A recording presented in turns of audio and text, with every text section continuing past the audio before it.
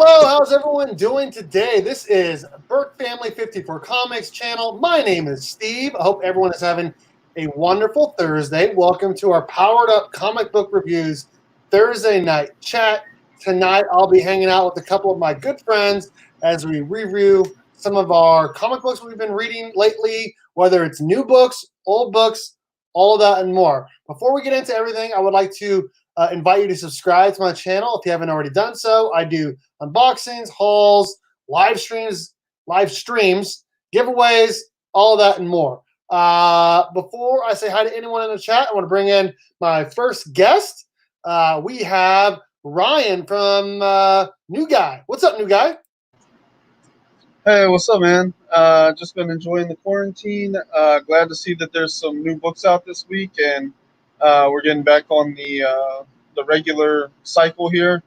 I'm excited to see how comics build back up and see what comes back, what disappears, and how the frontier changes, because I think this is going to change the type of stories we get and the way that storytelling happens in a lot of ways. So I'm really excited for where we're at and where we're headed. So I'm ready to talk about 4 books. I'm going to say 3.5 books I read this week. So sweet. It's been a good week. Nice. And we just had the third member of our Powered Up Comic Book Reviews Thursday night chat just join us. I'm going to add him right now. Everyone say hello to Dustin from 2BrothersComics. What's up, man? What is going on, everybody? Dude, I love that shirt and microphone holder. You are killing it, man. I appreciate it. Nice. And the hat. He's all Power Rangered up. You know what? Might as well. It's time to do it. Let's do it. Open time. Max it on. Let's say hi to some of the people in the chat. We got some good peeps up in here. We got Flashpoint Comics. I don't know if he's in here yet or now, but he was in here 30 minutes early. Says he's got a present for me. Sweet. Magic Lasso. Hello. How are you doing, brother?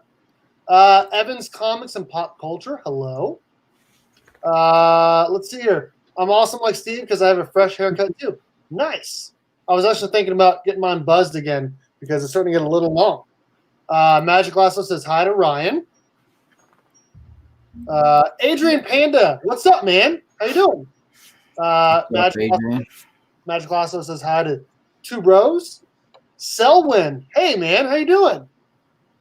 And hey, Wine Punch. Hello. Ryan, you got a computer and a phone out? Is that Yeah, actually, yeah, just a computer, really. I was gonna say I just noticed that you do not have the black bars on the side. You have the full screen. That's awesome. Oh yeah. All right. So, how's everyone doing? You guys staying busy, having fun? How's work?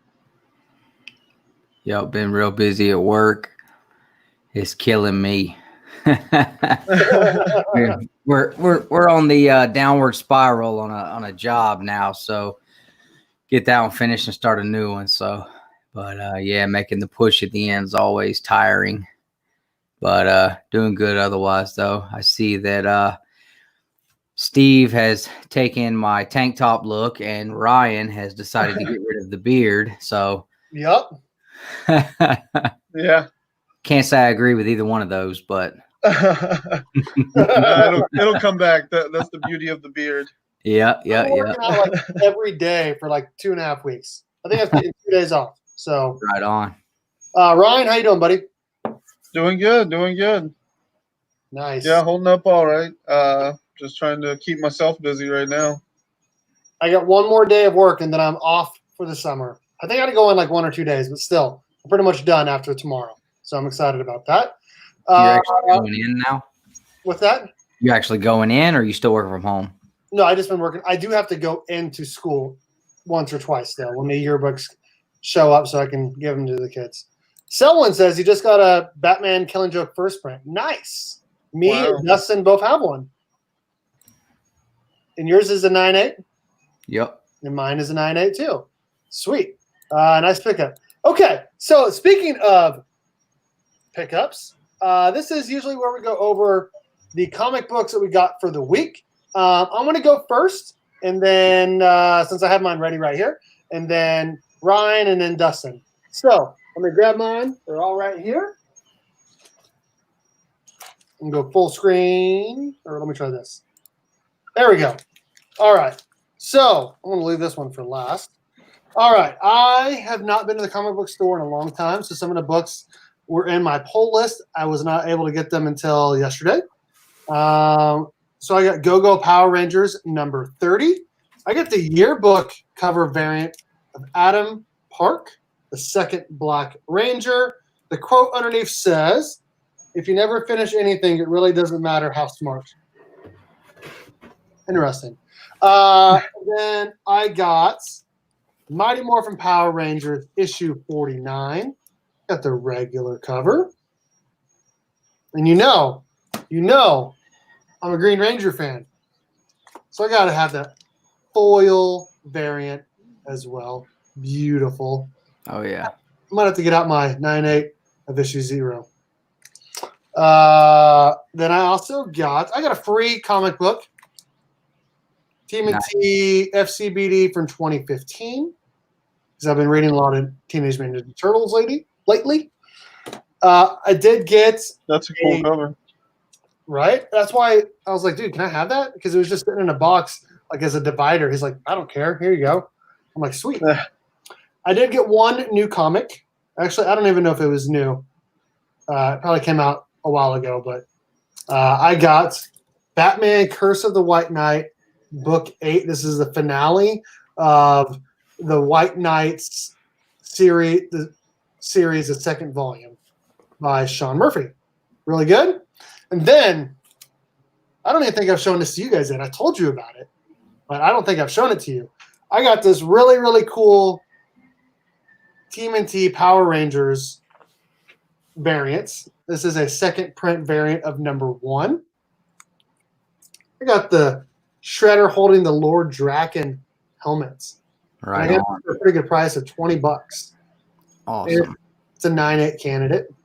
So those are the books that I picked up at the comic book store. I don't think I've shown these yet to you guys that I got last week. I did a stream about it, so I think I'm just going to show them to you guys really quick. Yeah. Okay, wow. That was a good deal on that Lord Draken cover. I wished I would have waited. I bought mine the day it came out, so I paid probably $40 for mine. But see, I probably should have got that other cover I told you about, that Green Ranger. Yeah, bro. I was. So yeah. I told him if he still has it next week, I'll probably buy it. Yeah.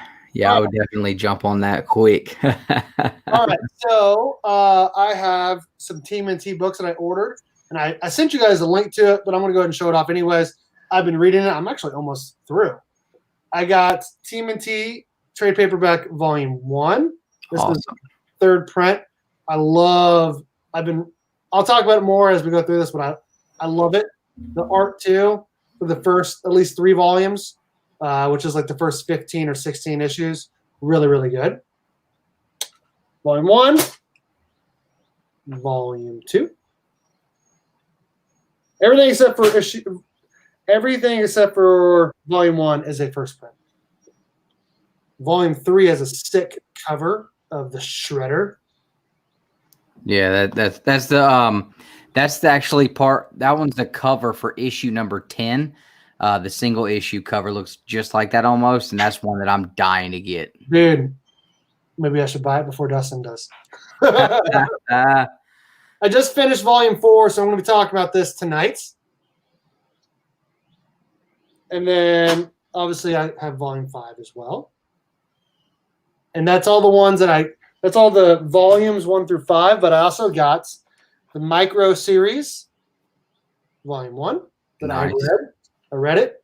I've not read the Micro Series 2. Like, it's hard to, know, when to stop reading the other volumes to go to the Micro Series and back. So I've just been reading, the whole trade paperback through, and then I realized if they're talking about the Micro Series, and I'll go back and read it after. So this one is the next one on my list to read. This is Micro Series Volume 2. Nice. Casey Jones on the cover. Yep, and apparently he's in the Micro Series, and so is April O'Neil and Splinter. And then I also got this really cool book. I don't know where this fits into it, but we got The Secret History of the Foot Clan. Nice. That's cool. Yeah. So those are some of my pickups in the last week or so, and I'll be talking about the TMNT tonight. Dustin. Sorry, Ryan. Ryan's next. Oh, how do I do this?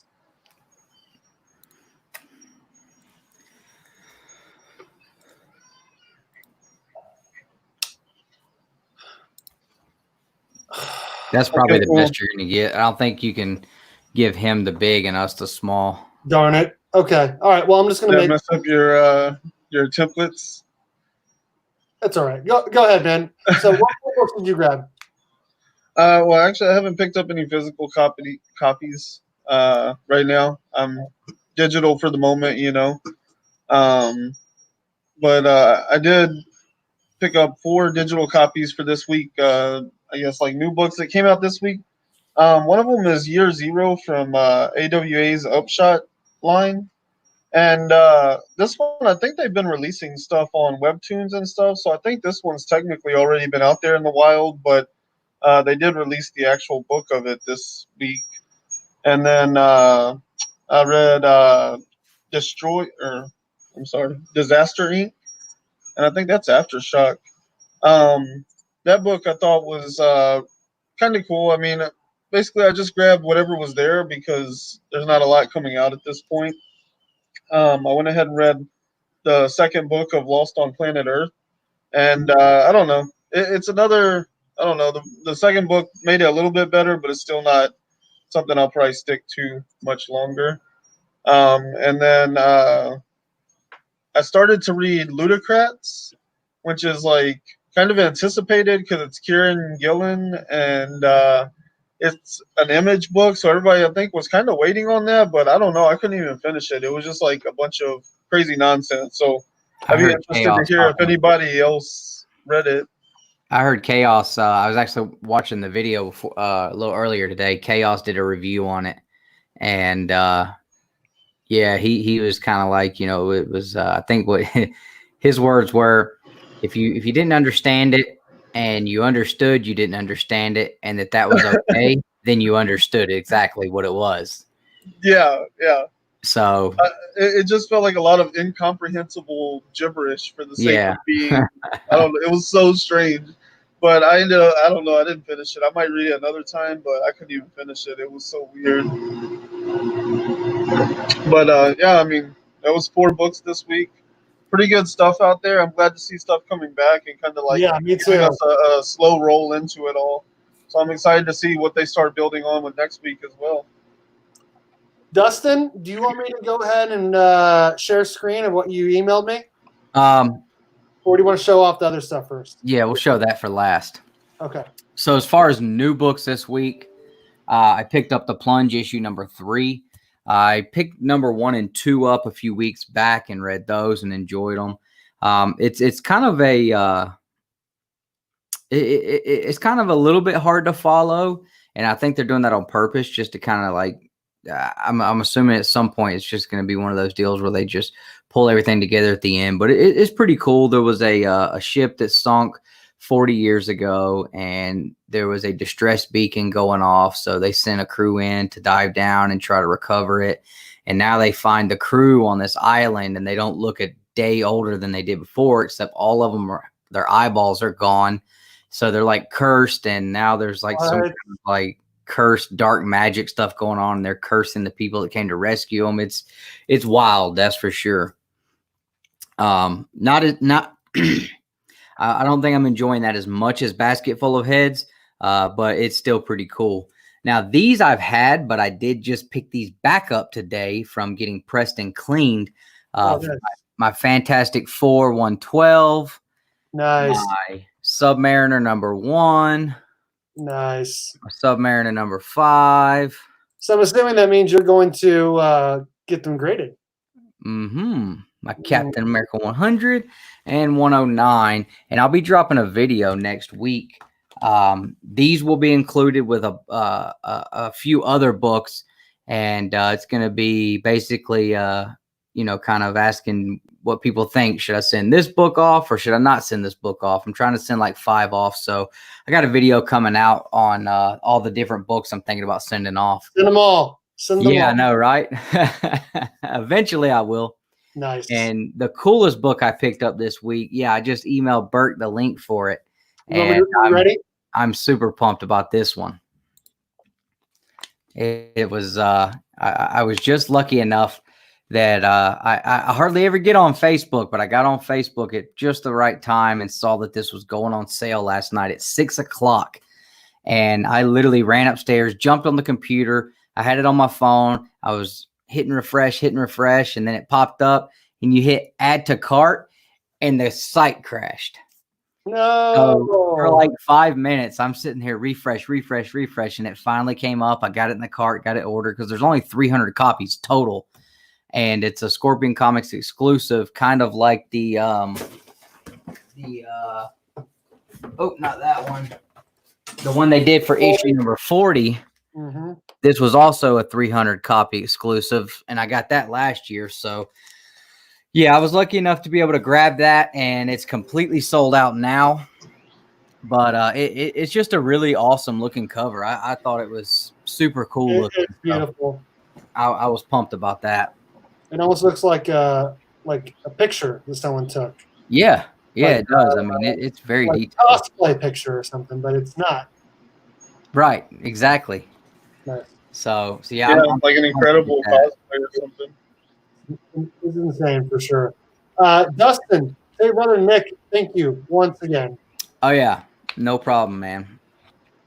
You guys wants to send him something. Panda and I have been talking a lot lately. Hopefully him and I can hang out sometime this summer. We'll do a live stream or video together because he only lives 2 hours from me. So. Who's that, Adrian? Yep. Yeah, I got a package from Adrian in the mail this week. He's wanting me to, he's forcing me to wait until Saturday night when we do our live show to open this, and it's driving me crazy. I got something to open that. I got something in the mail today as well. I'm gonna wait till tomorrow to open it. Me and Karate Kevin are doing a live stream together to unbox it because you guys have seen it. It's what he drew for me. Oh and yeah, that was awesome. So I'm gonna show off what he drew for me, and he's gonna show all the other stuff that he has for sale, and we're gonna hang out for a little bit. So awesome. We don't have one single book that we all read, which is crazy because normally we have at least one book that we're all reading. I was looking for something in the Marvel list, but there was just nothing from the big two that really interested me this week. Well, no Marvel came out this week, so Marvel going out again next week. But any word on when Thor's coming back? I think Thor is pushed back a minute. I don't know if we're getting Thor until August. Oh man, I know next week we get Venom 25, so I'm excited about that. We get Go-Go Power Rangers number 31 next week. Yep. Yeah, I was gonna say I know there's a Power Rangers book around the corner for us. Yep, that's next week. Dude, I'm kind of upset. I may not be getting. I had pre-ordered through my shop that Chris Anka variant for Mighty Morphin number 50, trading card variant of Tommy the Green Ranger on there. Yep. And also, all the TMNT Power Rangers, I get every cover. Well, none of those are probably going to end up happening for me now because my shop said that their orders got all screwed up and they're not sure if they're going to be getting comics in or not, and they're just trying to figure out how they want to go about new comics anymore. So that kind of sucks, but I'll definitely be able to at least get the regular covers at other shops if I need to. So I'm definitely looking forward to getting back to reading Go-Go. Yeah, I'm excited about coming out next week. I almost feel like what I need to do is read the previous issue, both Go-Go and Mighty Morphin, the day before the next one comes out. Yeah. Or read it right before after I buy it so I can, know what all is going on. Oh, yeah, absolutely. Yeah, it's been, a month and a half? 2 months? Yeah. It's been 2 months, yeah. Now, is this the last issue or second to last issue? Second to last issue. 32 yeah. last issue. Yeah, because that was the one upside is that we didn't have to wait on, that long wait wasn't on the end, you know. Right. I got to pick up that next trade paperback for Go-Go. I think volume 3 is next for me. I kind of fell off on that. I got caught up buying all these freaking Silver Age books.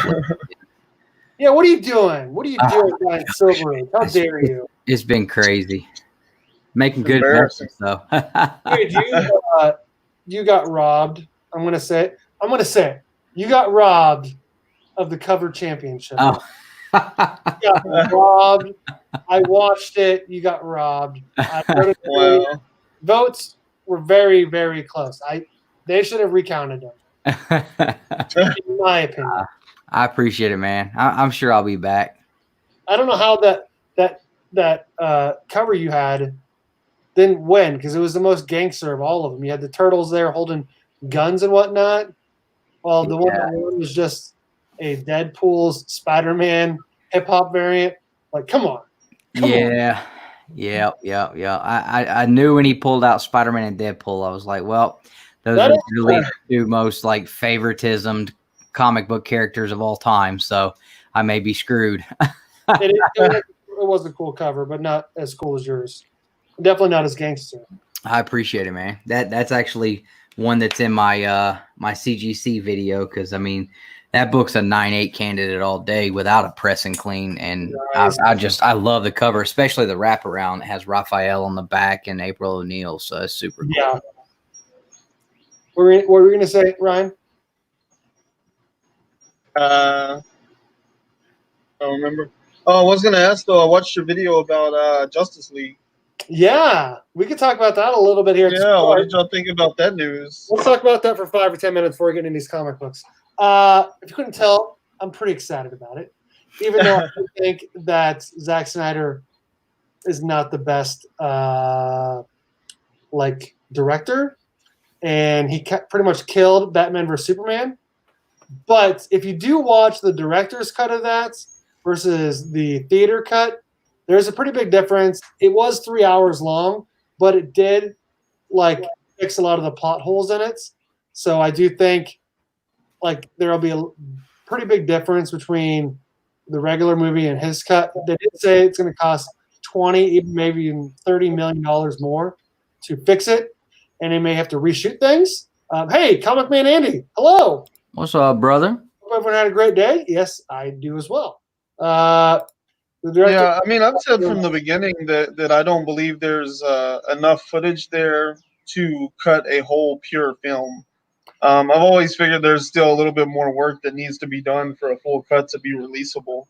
Even if we were willing to accept a downgrade in quality, I still just don't think there's enough footage without some reshoots and shooting new footage for it, you know? They did say that there'd have to be some new footage shot, and they also said that we only saw about a quarter of what Zack Snyder's vision was. So they took out the other, they changed however much else. So and a lot of the reports I'm seeing is that obviously they have to reshoot things, but they also said that it could come out as like a 4-hour director's cut or like a 6-part show movie. So I don't know. Yeah, I did see that they were talking about whether they want to do it as like a single 4-hour release or do like a 6-hour or a 6-episode miniseries. I don't know. What do you think? I don't know. For a long time, I've already felt like the best thing that they could do is distance themselves from this, because it's just going to continue to create more problems. We know Henry Cavill's talked with them and he's been in talks, so we know there's a relationship there. But then Ben Affleck says he's done. So what happens here? If they bring this in and it's a big success, then there's going to be pressure on Ben Affleck. He's going to have to take the blame of being the one that messed it all up because he don't want to come back because of his personal life or whatever. Right. I feel like it kind of just stirs up a whole hornet's nest of issues more than it's going to solve anything. But at the end of the day, I also know HBO Max is a pretty big investment right now, and they're trying to do whatever they can to secure a future for a streaming platform that could be a little late in a crowded market at this point. I think we got Disney Plus and Apple Plus last year, and that's just really crowded the streaming service market. And how much are people willing to pay?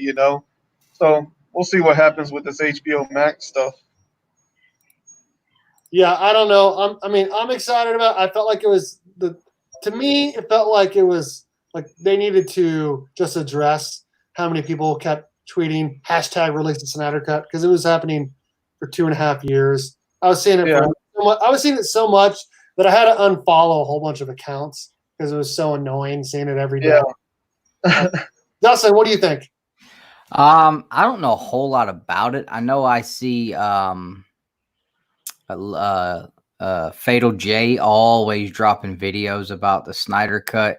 I mean, literally seemed like weekly, couple times a week, he's been dropping videos about it for months and months. I know I've seen the Justice League movie, but I don't remember. It's probably been a while. I guess I watched it like right after it came out.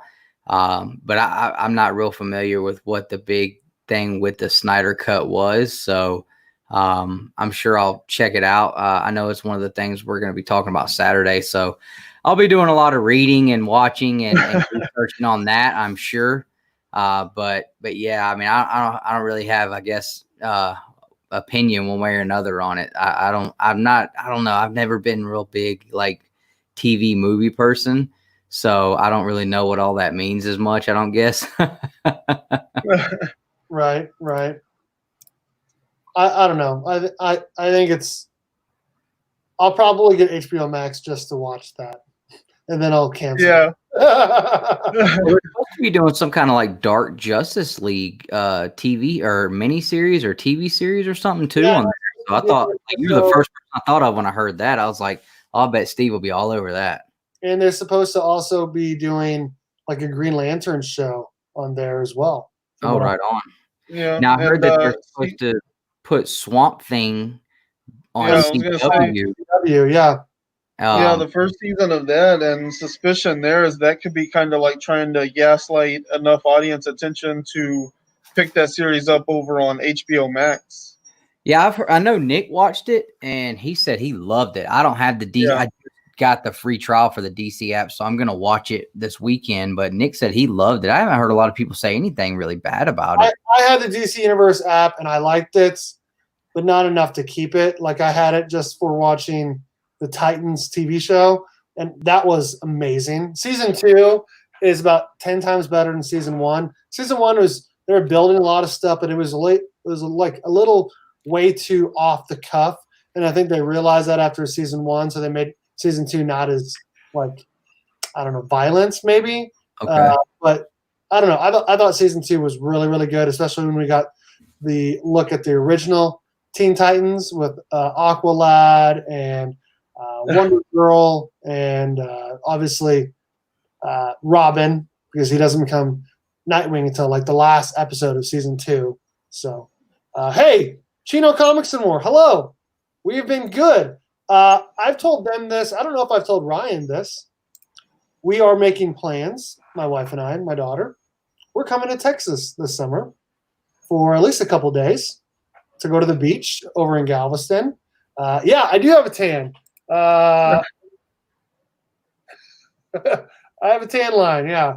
We're going to go to Galveston, go to the beach, hang out, go to R&R Comics, hang out with Chino and Manny, and hopefully hang out with you. So I think that'd be a lot of fun. So yeah, right on. Awesome. That's the plan for this summer. Have they announced a new con in Alabama? As far as I know, I think it got completely canceled. They were still trying to shoot for June, but as far as I know, I think they completely canceled it. I mean, when they canceled MegaCon and San Diego Comic-Con, I would assume everything else is going down too. Well, they did. They rescheduled the con in Kansas City for later this year. I don't know if that's still happening or not. Like, I think in September. Okay. So I'm going to look to see if anyone new shows up. Oh, wasn't Kevin Eastman supposed to be showing up to that one? Kevin Eastman was there last year. I don't know if he's showing up this year or not. That's when I got signed. Yeah. Panda says he's getting an HBO for the Green Lantern show. Nice. Okay. Okay, so they rescheduled for right now. They're scheduled for July 18th and 19th for the Huntsville Comic Expo. I know that they lost a lot of guests, though. Oh, I bet so. I bet they're going to lose probably 80% of them. Yeah, like I know JDF isn't going to be there. Unless they've gotten some of these guys to come back now that they've changed it. Bulk is going to be there. Skull's going to be there. Billy's going to be there. Aisha's going to be there. It looks like Chris Claremont is still going to be there. But it's yeah, be a tough, like year to 2 years for cons. Yeah. Yeah, I think that they were able to get JDF to reschedule with them for next year, though, since he didn't get to come this year now. I know that JDF usually comes to our con in Kansas City every other year because he's got to make the rounds to all of the cons, you know. So, yeah. It's a big country. He's the original Power Ranger con guy. I know. I mean, that dude's got to be making like 20 grand a weekend. Oh, easy. And he's doing it like probably he's done like every other weekend. So 26 weeks times 20K. So I mean that's $500,000 right there. Yeah. Just con money. You think he charges $50 for one signature and $50 per photo too. Right. And he always has, you know, at least 1,000 to 1,500 to 2,000 people in his line. I know when he came to Atlanta for the Ranger Stop Con last year, luckily I was the fourth person there, so I was fourth in line. But I mean, that was a very, very small show. I mean, very small show. And I think almost the entire show jumped in line when it was time for him to show up. Like there was nobody walking around. So I mean, it is crazy. I mean, he definitely has to make tons and tons, and it's all cash, you know. So yeah, he's doing all right. I remember last year when I got his signature, I went over to his booth an hour before he was supposed to start signing, and the line was already like 100 deep. Mm-hmm. So I was in line for 2.5 hours just to get his signature. I like what they did with us because we got there 2 hours early. And I met a guy. He was actually, him and his kids slept in their car overnight. They're from Alabama. And he came there to see him too. So we got there like 2 hours early and we walk inside. And what they basically did was they gave everybody a number in order, in ordinance to however you got there. And so my number was 4. And that way, they could let everybody know like 30 minutes to an hour beforehand, hey, you know, everybody needs to get in line, have your number. That way you didn't have to stand in line for hours and hours and miss out on everything and, you know, worried about if you're going to get in there and get your signature and all. So that was really cool that they did that for that one. But it was, like I said, it was small enough that was able to work. I don't know at one of these bigger cons how hard that would be. I agree. I mean, like San Diego Comic-Con, I don't even know how that would work. Yeah. I want to go to San Diego Comic-Con, but like at the same time, there's way too many people that go there, and it costs way too much. And to travel there, I'd rather just go to a local con. Yeah. I'd love to go to Power Ranger Morphicon. Morphicon would be pretty sweet. If it ever got out of California so that it was somewhere close enough I could drive, because I don't fly, I would definitely be into that. Oh no, I don't know. I've never done it, and I don't plan to. I'm scared of flying. Wow, that's okay. We're all scared. I guess the idea of flying is very scary to me. Yes. I've done it way too many times to count. So. Ryan, have you ever seen Jason David Frank around Houston anywhere? Just like, let's say you went up and talked to him, but like, did you like see him at like the grocery mall? You've never seen him? No. Well, it looks like he just goes and hangs out in parks and does, you know, Muay Thai and stuff all the time. I mean, he's always just taking videos in random places and parks, just out there, just wearing it out. And I'm like, how does nobody ever see this guy? Yeah. I was gonna say, like, I recognize a lot of the locations. Like, whenever I watch his Instagram or whatever, you know, like, I recognize the locations, all those parks and stuff. I know where he's at, but you know, like, I've never actually run into him or seen him in person. I don't know what I would do. I would totally fangirl out, just like, ah. dude. Okay, so speaking of fangirling out and speaking of flying, did you guys ever watch the show Top Gear? Seen like pieces of it. It's about cars. Okay, anyways, there's a guy on a Top Gear American version. There's Tanner Faustas on it, and there's a couple other guys. Well, one of them is Rutledge Wood, who does like NASCAR stuff too. Anyways, I was flying to Oregon, and I think we're flying back actually. Layover Salt Lake City. I go to the bathroom. I come out. I'm waiting for my wife to come out. Rutledge Wood walks right by me. This guy that's on TV once a week. This awesome show. It was like one of my favorite shows. Like, I don't know, like 4, 5, 6, 7, whatever many years ago. And I'm like, hey, you're Rutledge Wood. You know what he did? He just kept walking. And so, like, the next day on Twitter, I said, dude, I'm a big fan. I saw you at this Salt Lake airport, and I said hi to you, and you just kept walking, man. He said, I'm sorry, I was in a big rush, blah, blah, blah. He made up some I did see. Wow. I saw Jesse James at a bar one time. You talking about the Jesse James motorcycle person, or yeah.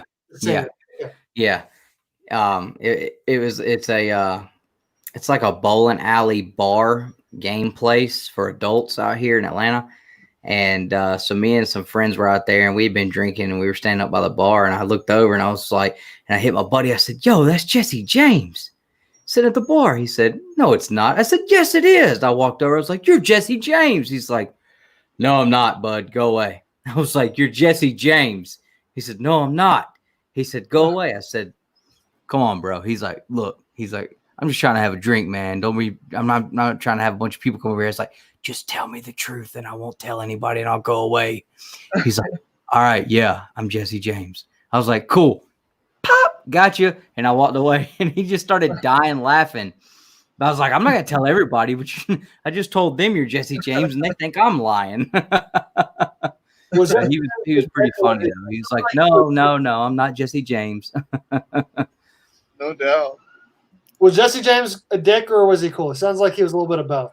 Yeah, at first he wasn't, but I mean, I can understand because I was probably a little belligerent at that point. But I was just like, dude, I just got to know that I'm not seeing things because I've had one too many. Just tell me you are, and I'll leave you alone. But he was cool after that. He was like, he understood. I was just trying to tell my buddies like who he was, and they didn't know who he was or didn't recognize him. So it was pretty cool though.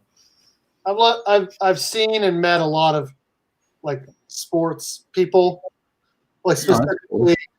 Like K-State sports people. But one time, because I sit in a press box at K-State football games, I went to the bathroom. Stall right next to me was Kirk Herbstreit. Right on. Everyone knows that Kirk Herbstreit. Okay, well, Ryan's on a big. Kirk Herbstreit is like the biggest college football broadcaster. Yeah. There's like he's on College Game Day. They fly him out to their game of the week every week for ABC. He's always on ESPN Sports Center talking about. He's hilarious too. Yeah, and he seems like a cool dude. I used a pisser right next to him. Oh, wow. I didn't talk to him because it was really funny. I walk into the bathroom and I see him coming, and he has security guards on both sides of him. In a press box, among other like media people, he had security guards on both sides of him, and the security guard stood in the back of the bathroom as he's using the urinal. Wow. Yeah, it was crazy. Okay, this is what I'm thinking. All right. Every one of us talk for about 5 to 10 minutes about one or two comics that we read recently. And then we'll call it a day here in about 20, 30 minutes. Biggest celebrity I met would be Garth Brooks, Elton John. Nice. Garth Brooks is the king. So that is awesome. Absolutely my number one favorite ever. You're gonna be mad at me. I'm gonna sidetrack here for about 5 seconds. I like country music, some, not all. Country that I do like, you probably don't like.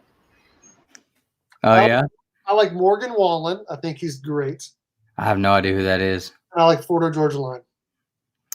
I liked them when they had their first album out. I probably haven't listened to any music that has come out at all in the last probably 5, 6, 7 years or more. But yeah, I remember when they had their first album come out. I bought it and I liked it, but I don't know who the other guy was you said though.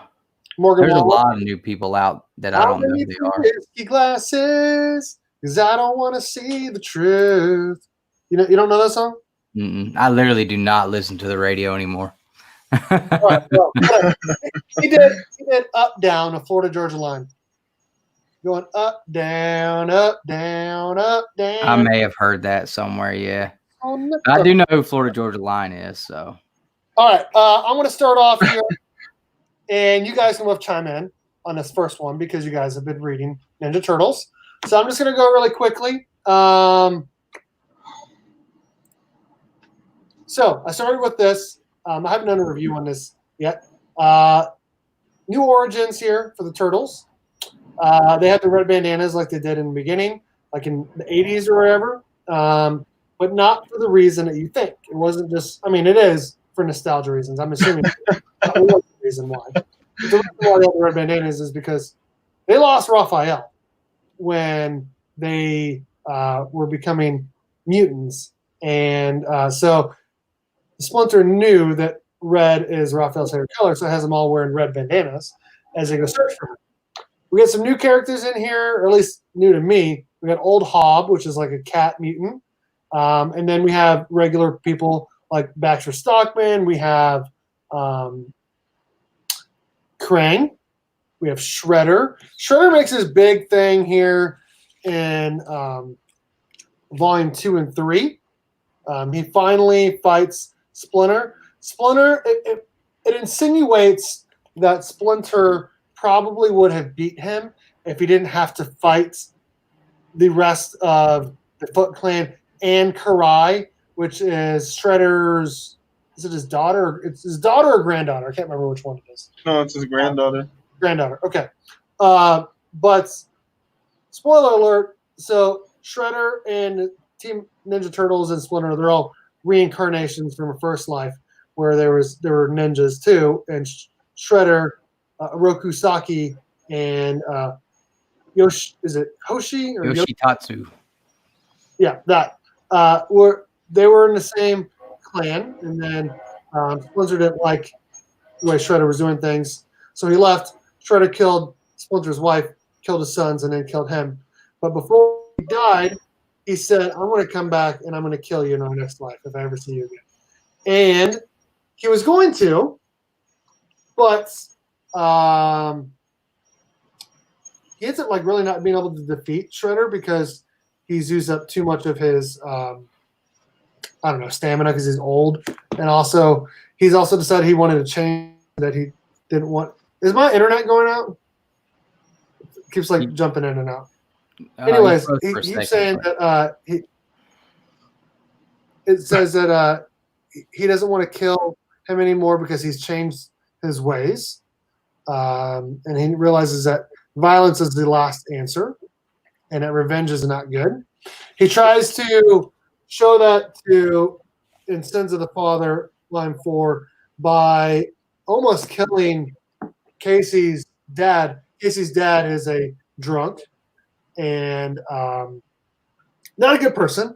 And Raphael likes to protect his friend Casey because he already beat him up in it was like issue 1 or issue 2 that he beat him. He beat the piss out of his dad. And then he came back in this trade where his dad is being bad again. So Raphael is like, I'm going to go kill him.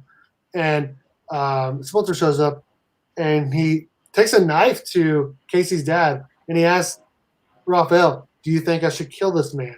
And then Raphael quickly realizes that maybe he was acting irrationally and that killing him would not have been good. And he's it seems like Splinter is doing all these things that he shouldn't be doing to try to teach his sons a lesson.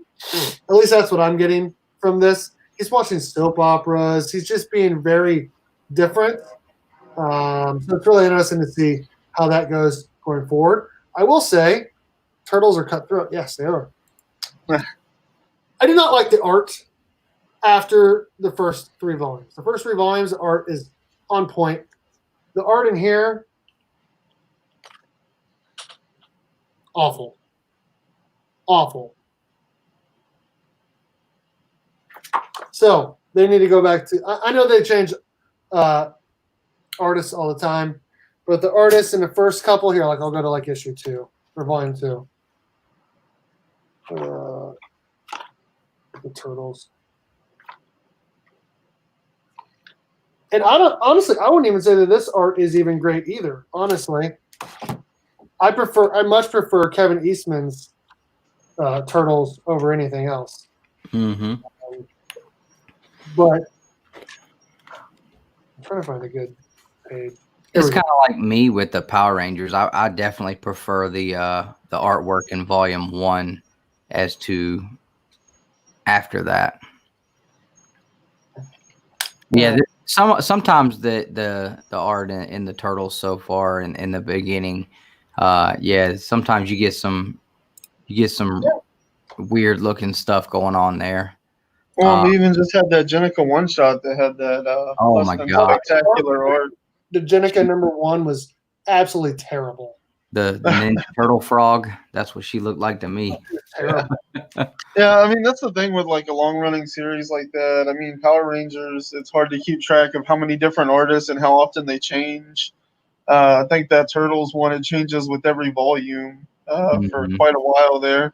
And some of them are good, some of them are bad. I mean, I don't know, you get this weird mix. Kevin Eastman cover, that's how the turtles should be drawn. Mm-hmm.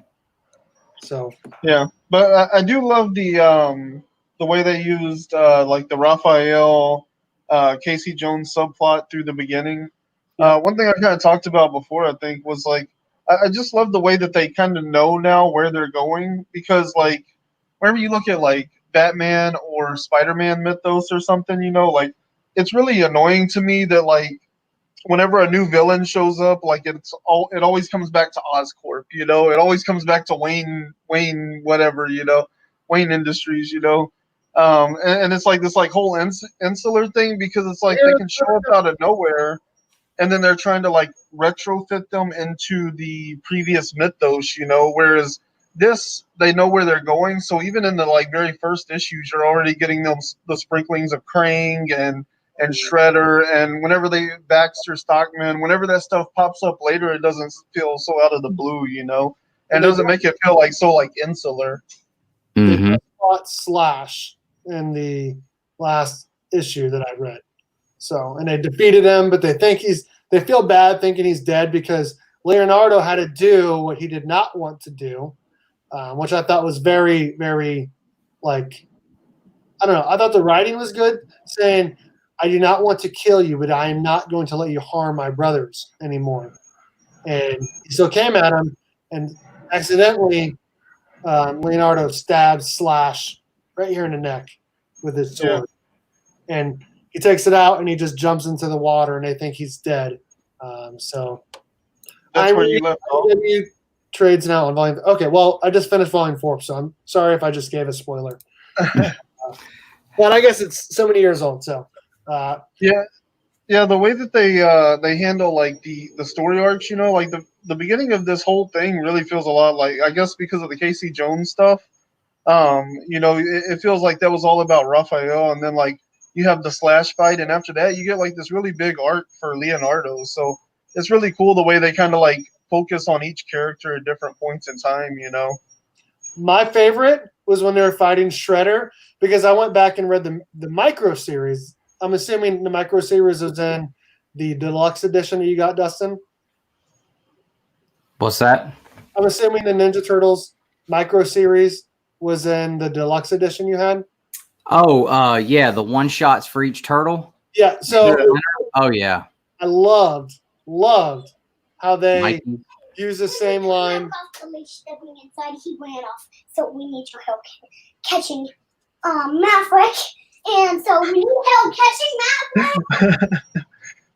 Oh boy. Okay. You guys talk. I'm gonna go find this dog that we are apparently watching. I'll be back. Oh, wow. You guys keep hanging out. I'll be back. All right. And we're gonna full screen you. Oh man, you were the one talking about your book. All right. Man, what was? Well, the only thing that I've read so far this week is I started reading Craven's Last Hunt, so I read issues, the part 1 and part 2 from that. What's up, Ryan? What's going on, man? Yeah, Adrian, I agree, and I think me and Ryan actually talked about that for a little bit last time we talked about it, was how much we like Splinter's one shot. Was that me and you that was talking about that? No. Actually, I haven't read any of the micro series issues. Okay, because I don't think they're in the collected volumes. Yeah. So they like reference them, but yeah, I didn't actually get to read them yet. Oh, okay. Yeah, they were really good. They were probably some of my favorite issues. They had I liked the Raphael. The Michelangelo was really, really good. But I think my favorite one was the Donatello one, though. That one was really, really cool. But have you read the Craven's Last Hunt series and the Spider-Mans? No, I know a little bit about it. Like, I've got a pretty decent overview of it, but I've never actually read that story myself. Yeah, I hadn't either, and I've been for probably about the last few months, I've been kind of, as I see them, picking up the individual issues, because it was 2 issues for Web of Spider-Man, 2 issues for Amazing Spider-Man, 2 issues for Spectacular Spider-Man. So finally picked them all up, and I've been reading through it, and it's a little hard to follow for me because I'm not always sure exactly who's talking, the way they do it, because some of it is like there's a part where Mary Jane is having a conversation with herself in her head and out loud at the same time. But then it seems like Craven is also having thoughts somewhere off in the abyss. So that's on the page. So sometimes it's kind of a little hard to follow, but I found some videos that kind of like help you, I guess, understand what's going on in there a little bit. But so far it's been pretty cool, though. It's been pretty I cool. always struggle with that whenever you have like like we were talking about on Folklords, where you got like internal dialogue plus conversation plus like somebody else's like voiceover all at once. I always have to go back and just like read each of those panels on their own, like, you know, each thread separately, because they just like start confusing me too much if I can't like clearly hear all those voices, you know. Exactly. And I think that's been the biggest struggle for this series for me. Outside of that, I've enjoyed it. It's cool. You know, he so far I've seen him basically hunt down Spider-Man, trapped him, killed him, buried him, and taken over the black suit and taken over the Monarch of being Spider-Man, and basically tarnishing his name. And then you have this Vermin guy that lives down in the sewers, and the last issue I read, I think, was part 2, and he'd just come out. Now he's looking for Spider-Man, who is dead. So I'm going to keep reading it. I've been looking forward to reading it for a long time. Craven's always been probably one of the only Spider-Man characters that I have interest in. So definitely want to read it. And hope, like I said, as I'm reading it, I'll continue to watch these videos, and that, like I said, helps me understand what's going on a little more, makes it a little more enjoyable. So I may read through it, watch the videos, and then read it again, knowing what's going on. Reading articles or watching other videos helps me like get things that I was confused about too. Like me and Ryan said this one time, we reread Shattered Grid, the finale, and after I read like articles and like I remember reading it and all that stuff, Shattered Grid finale isn't actually as bad as I remember. It's still not great, but it's not as bad as I remember it being. I do want to say, right, I was about to say this right before they called me to go look for this dog that we did. It was just across the street. In the Leonardo one-shot, he's fighting a foot soldier, who obviously is Shredder, because they showed, And the foot soldier says, "Not impressed." And then when they're fighting the turtles are fighting Shredder at the end. Whatever issue it is, that story arc, Leonardo stops, turns around, is not impressed. I thought that was amazing writing. Perfect. Absolutely perfect. Amazing. Oh, yeah. Absolutely. And they actually, later on in the series, there's I know there's an April O'Neil one shot, and there's actually a Casey Jones one shot. And I had the Casey Jones one shot in my hand last Friday, and I didn't freaking buy it because, and I didn't buy it. It was just a single issue.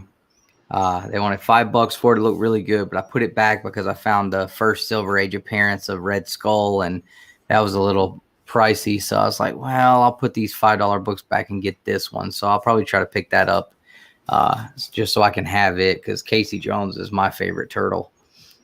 Casey Jones is your favorite turtle. Raphael is the best turtle. Oh, yeah, he's absolutely my favorite. Punch first and ask questions later, like I said in our chat. I wanted to see Leo. So I can read that instead of my original issues. Okay, cool. I do prefer, if I'm reading comics, I do prefer to read trades over comics, so you can just keep reading them in a row. So that way you obviously remember exactly what just happened in the last issue or two. So I do agree with that. Though I would prefer to have the actual comics because I like collecting them more. So, hey, Big Snake, hello. No problem, dude. We just got done talking some TMNT IDW series, and then Dustin was talking Spider-Man Kraven's Last Hunt. Mikey, okay, nice. The original. Ryan, Dustin, you guys got some independents you guys want to talk about? I didn't pick any up. I know next week I'll be picking up King of Nowhere #2. I've been waiting forever for that issue. #1. What? Two Bros had some dope turtle pops up for sale. Bebop and Rocksteady and Shredder. Yo. Well, I don't need Shredder. I got him. But Bebop and Rocksteady, those are two that I need. Those are pricey, though. That's awesome, though, man. Mikey is the best turtle. He is the first turtle. But yeah, King of Nowhere. Did you read the first issue of that, Ryan? Oh, actually, you know what? I never have went back and read that. I need to, though. Yeah, it's oh yeah, first appearance of Bebop and Rocksteady. I mean, the read is terrible. It's just first appearance. So I don't and there was somebody else. It was Bebop, Rocksteady, and somebody else. Yeah. But Krang. I want to say it's Krang. Maybe. But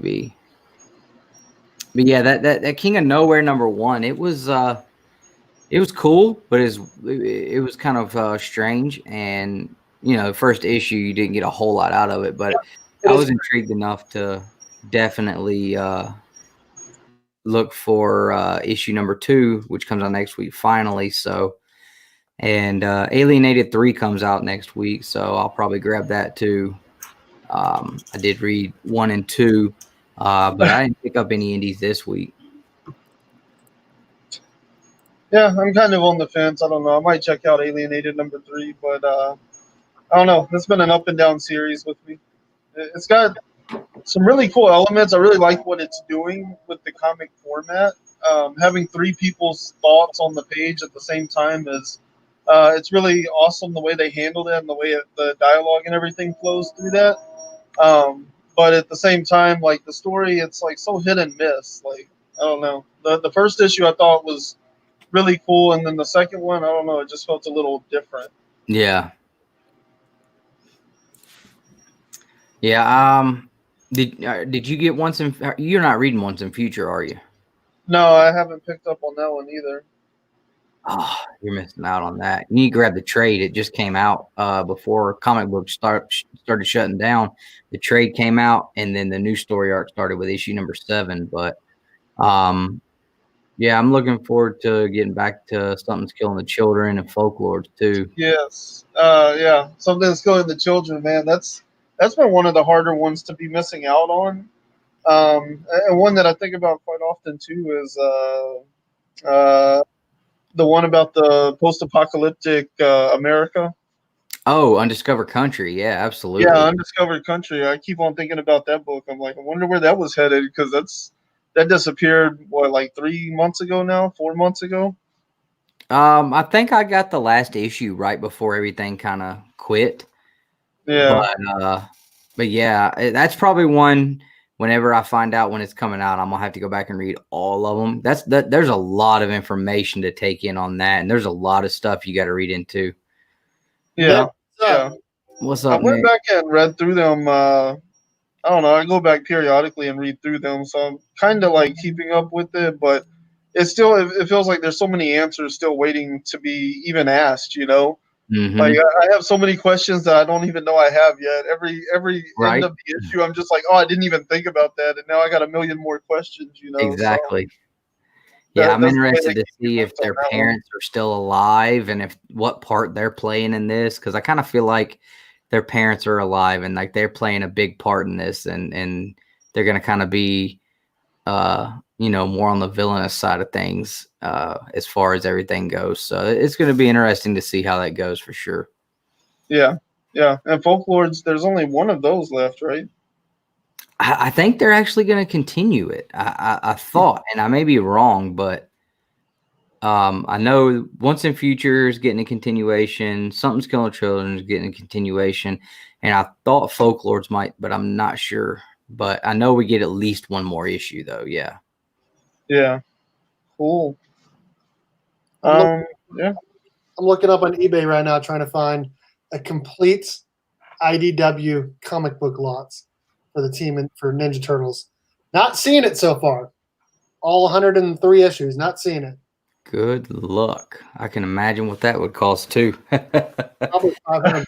I'd like to have just the issue number one, the connecting covers. You know, they did one cover for each turtle and their connecting covers. Which one is what number? Issue number one. Oh, nice. And so I want those, and then issue number 10 with Shredder on it. Those are pretty much the ones I'm looking for right now.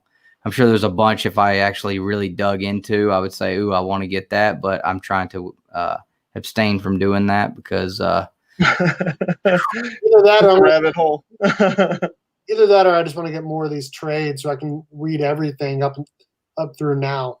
Right. Yeah. When did the new Turtles come out? It didn't come out this week. They talked about canceling it. They don't come out next week either. So. Yeah, they've talked about canceling it after September, I think. Why? After at a certain number. We talked about it one Saturday on our Babylon, but there was an article on Newsarama and a couple other places where IDW is considering canceling the Turtles completely. I don't remember what the reasoning was, but I do know that was something that was talked about, and they were really leaning towards that. So Wow. I can't imagine comic books without Ninja Turtles, though. I mean, if they drop them, somebody's bound to pick it up. Yeah, I mean, that kind of seems like a loss leader, you know? Like, that's going to keep your brand going even if you're not... I mean, like Savage Dragon, are they making any money on that at this point? I'm pretty sure Eric Larson just prints it out of his own pocket. Yeah, I mean... You know, but it's for the brand, the name, the company, you know? It's a loss leader. Yeah. IDW Publishing has ceased production on Teenage Mutant Ninja Turtles series as of issue number 105. Well, this was back in April. Okay. So that was probably just like stopping for the shutdown. Right. Issues 106 and 107 are solicited. Which means they've probably at least been written. The writer said TMNT is done for now. That was back in April during the shutdown. So I'm assuming it's coming back. So I hope that they're not canceling it, because I would like to read, like, honestly, like a lot of the characters that are in the current series. Like, I didn't know Alopex, I didn't know Hob or Jenica really, because I hadn't been reading them since issue 1 or whatever. But if you had been, you're going to know a lot more about those characters, and that's why I'd like to collect the rest of those trades or find just a really big comic lot so I can read all the way through till now because I feel like I'd be a lot more invested in the series. Kind of like our we're kind of all invested in Power Rangers because we've been reading it. I mean, I've been reading every issue except for Beyond the Grid since issue 0. So I don't have issues 33 through 38, but all the other issues with the regular Mighty Morphin team and the entire run of Saban's Go-Go Power Rangers I have. So I'm really invested, like probably all the Ninja Turtle fans are. So yeah, and that one I had to catch up on with the deluxe hardback editions to be able to be caught up. But I mean, yeah, I've read them all too. Well, except for Go-Go, but I'm working on that. I wish they would do the hardcover editions for Go-Go. Like, I don't know why that hasn't gotten one yet. Savage Dragon. Yeah. Bake the Snake, the new TMNT Ronin series. There's got to be something I can't wait. Right? Yes, I did a whole video on it. It actually got more views than like a lot of my other videos, which is sad because it only had like 160, 170. But yeah, I'm really excited about that last Ronin TMNT comic coming out. I think that's going to be a masterpiece. 200 pages, and we don't know which turtle it is. We've said it before. It would be great if it was Mikey because that'd be like the true underdog story because Leonardo is the leader. Raphael is the badass who's willing to fight anyone. Donatello is super smart, so he can come up with a plan. Michelangelo is just a fun guy. He would be the biggest underdog of all of them. Yeah, and if they're gonna, if that's supposed to be like the end of the Turtles, I mean, they started with him. He was the first ever drawn turtle, so you got to end it with him. But yeah, I can't wait for the series to come out. There's gonna be some really, really awesome covers coming out for that, and that may be another one of those where I don't know how many of those I'll miss out on because I may have. I don't know. Those things I can imagine they're gonna be awesome.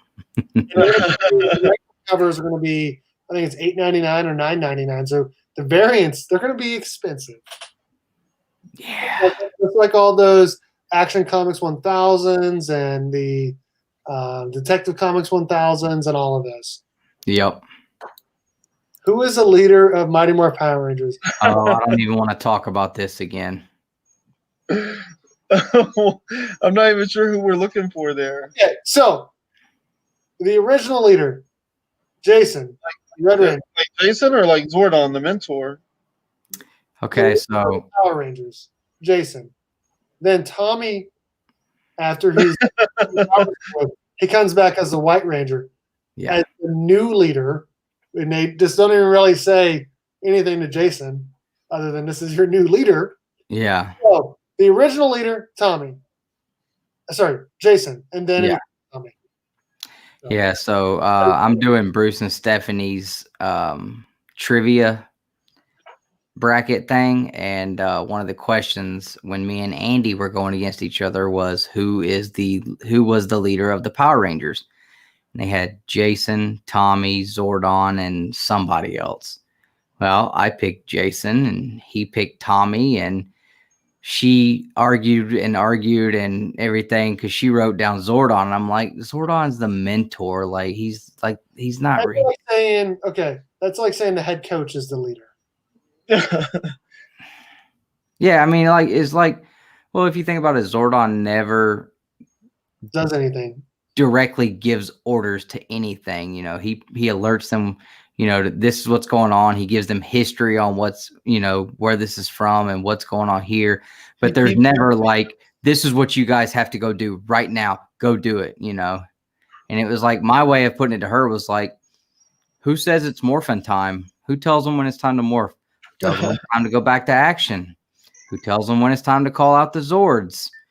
I don't know, but they're usually wearing red or white. Just saying. Yep. True. True. So, hey, but Alpha's a pretty good assistant coach. He gets them where they need to be. Yeah, so that kind of turned into a whole thing, but yeah, Nick's just trying to poke at me on that one, but yeah, and like I said, some people can be right, and then some people can say Zordon. I don't think. Here's what I want to say: whoever you were going against, if they're not Power Ranger fans, Like, I'm not talking just like I've watched it. I'm talking Power Ranger super fans like us. Whatever they argue is wrong. Yeah. Whatever they argued, wrong. Yeah. Well, it's like I wouldn't say Splinter is the leader of the Turtles. You know, it's like That'd be Leonardo. he Yeah, trained Leonardo. them. He's their mentor. He taught him when to morph. You know. Okay, we got about 5-10 more minutes here, and then we'll call it a day. I'm going to talk really quickly about one other comic book. You guys talk about whatever else you want to talk about, and then we'll finish up. Other book I read, Batman the White Knights, issue 8. Finally get the Azrael Batman fights. Batman, spoiler alert, ends up slashing the throat of Azrael. Whoa.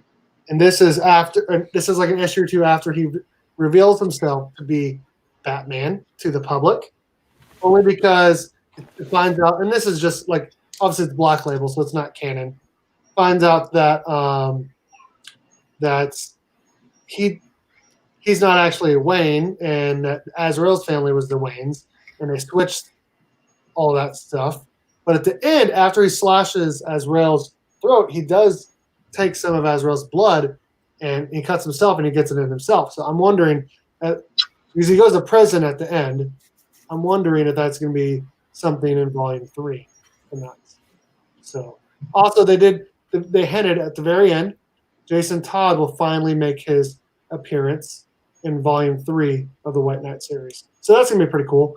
I do like the writing more than the art in this, though I will say that the art for Azrael in this White Knight series has been on point. I just don't really like the art for Batman or any of the other characters. I don't like the art for Azrael. I think it's okay for Jim Gordon, which they killed. Azrael also chopped off the head of Bane in like issue 2 or 3 of the Volume 2, which is pretty crazy. But yeah, so that's I give this series B- or C+. I thought the Volume 1 series was A-. Awesome. The current Batman Tinian the Fourth, that's on hold right now, right? What do you mean? So What are you talking What about? was it on, like issue 90 something? 92. 92. Yeah, I don't know when that's coming out. It was supposed to come out last week, and it did not. And Yeah, I think they're pushing it. I think I did read the second issue of the Batman the Animated Series continuation. Okay, so James Tynion, apparently it's on his Twitter account. It's pronounced Tynan, Oh, Tynan? apparently. Well, the whole world's been saying it wrong. Maybe he should just change the pronunciation at this point. Just go with Right? Tynion or Tynion. It's like Perot and Parrot. Y'all want to make the man into a bird. I'm trying to make him a fancy guy. It is parrots. It is parrot. I do that. Scratch me. That is what you say. Scratch We don't even know if he knows how to pronounce his own last name. Where's his proof? Okay. I'll tell you another series in the hardcover edition came out this week. And even though I have all the individual issues, I'm going to get the hardcover. But the Batman Teenage Mutant Ninja Turtles Volume 3, that was a really, really cool read. Me and Nick had jumped on last year, and we read every issue of, and it was really, really good. I have not read Volume 1 and 2, but I want to. But Volume 3 was really good, and you don't have to read the first 2 to be able to know what's going on in it. But it's only $24.99 for the hardcover, and it was some really cool artwork and a great, great story for sure. I have Did you all see three. I have all 3 volumes in comic form. Which one's the best, do you think? Volume 3. Yeah, everybody says Volume 3. I'd say Volume 3, and then Volume 1, and then Volume 2. Yeah, I want to read 1 and 2, so I'm One, gonna put those down. Volume 1 is what got me. Volume 1 and the new Power Ranger series is what got me into comic books in January of 2016. Oh, okay, right on. So I've been reading that since the beginning. And I have all issues of Volume 1 and Volume 2 covers signed by the artist, Freddie E. Williams, because I went to the con the last couple of years. he's from Kansas City, so he's always at the Kansas City Comic Con. So right on. every single cover for me. And so at some point, and I had been getting all the cover A's, which he did all the cover A's for, except for volume 3. There were some really good Kevin Eastman covers. So I got all the Kevin Eastmans and all the cover A's. So I'm gonna have to get him to sign one of my Kevin Eastman ones. So, but yeah, volume 3 is the best, and then volume 1, and then volume 2. But they're all good for sure. Hello, what's up, Kate Hydas? How's it going, man? Okay, you guys talk about whatever other comic series. I guess you just got on talking about TMNT Batman. Did y'all see the movie for that? Yeah.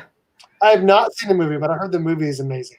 My kid loved it, and it's probably not age appropriate for a 4-year-old, but he digs it though. Nice. Yeah. To me, like that first fight with Shredder, when Batman and Shredder fight that first time, the absolute best part of the movie. From there, to me, it's not like super amazing, but that first fight is so good. Oh my god, that slow motion scene. Oh man. I want to get a Batman Teenage Mutant Ninja Turtles blank and have Michelangelo dressed up as Batman drawn on the cover, because that was pretty funny. I'm Batman on a Tyrannosaurus Rex. He's like trying to get down. He's like, no way, dude. I'm Batman. I'm never coming down. I need to watch it because I'm not getting any of this stuff you guys are talking about. They actually came out with a small statue of, or it was a small statue or a figure. I think it was a figure. I think Jabroni actually opened his up last week or the week before with his kid, Michelangelo as Batman from NECA. That's pretty cool. Damn, that's what's up. Ryan, you want to talk about anything else you're reading, and we'll get out of here? Man, I don't know. I read some books this week, but I mean, none of them really stand out to me. I think Ludacris was kind of especially ridiculous and like surprisingly not good, because it comes from a quality creator or writer at least. You know, the artwork was kind of cool. I like the cartoony style, but it just didn't really, the writing didn't really hit for me. And I don't know, Year Zero is a zombie book, but there's no zombies in the first book, so take that as you will. It wasn't bad writing, it's just kind of like a weird pacing. And there's literally no zombies in the book. They just like affirm that somebody's like crazy nut job conspiracy that there are zombies coming. Basically, they tell him he was right, and then it ends there. So I don't know. Why have a zombie book without the zombies? That's weird. Right. And then I read part 2 of Lost on Planet Earth, and it's still just like, I don't know, middle of the road book. I'm sure there's like stuff in there that would hold other people's interest, but there's nothing about it that like super jumps out at me. But you know, it's quality content. You know, if it relates to you, you'd probably like it. And then this, I read Disaster Inc., and I'm not sure, they weren't like totally clear on the kind of like what the, you know, I guess like what the theme of this particular series is, Disaster Inc. But what I got from it was basically they take, like they're like kind of like travel guides or something, I guess, but for like the most crazy extreme stuff. So like these people that have so much money they don't know what to do with it, they pay these people to take them like to like ground zero of like the Fukunawa nuclear meltdown, like, or like, you know, Chernobyl, like all the way to where it's like still blocked off and people aren't supposed to be there. Like they pay them big dollars to take them into these crazy places like that. But you really don't get too much out of the first issue, and it's kind of weird. It never really pinpoints what it's about. So I'm excited to like read these new books, you know, but I'm more excited for stuff that I know I'm going to enjoy, like Power Rangers next week. Yeah, I'm excited about Go-Go 31 for sure. I thought about picking up, I know it's only in issue 3, so I thought about catching it while I was early, that Deceased Unkillables, but I didn't read the Deceased series, so I didn't know if it would be able to be some I would be able to jump right into the Unkillables, or if I need to read Deceased first. But the Unkillables has sounded pretty cool so far. I have Deceased 1 through 6, and I have them all in that Matina variant because they're sick. It's actually a pretty good story. I didn't read the Unkillables, but I also was like, dang, the story had issues 2 and 3, the variants. And I'm like, man, if you had issue 1, I would buy all 3 right now. Oh, yeah. So I almost picked up all 12 issues of Doomsday Clock the other day, too, because I heard a lot of mixed reviews on that. All right. But I was interested in reading it, but I may just wait for that to come out in trade or like a hardcover edition or something to catch that. I would recommend a trade for that. Yeah. Though I do have them all in the variants, and the variants are pretty sick, but I would recommend it in the trade. I don't think they're going to be worth like anything crazy. I thought the story was building to be really good. I thought it could have ended better, but I understand why they didn't. So I don't know. I didn't like that it was a 2-year story. So yeah, I know. For 12 issues, I thought that was crazy. I have not read Watchmen. I've never even seen the movies. None of that.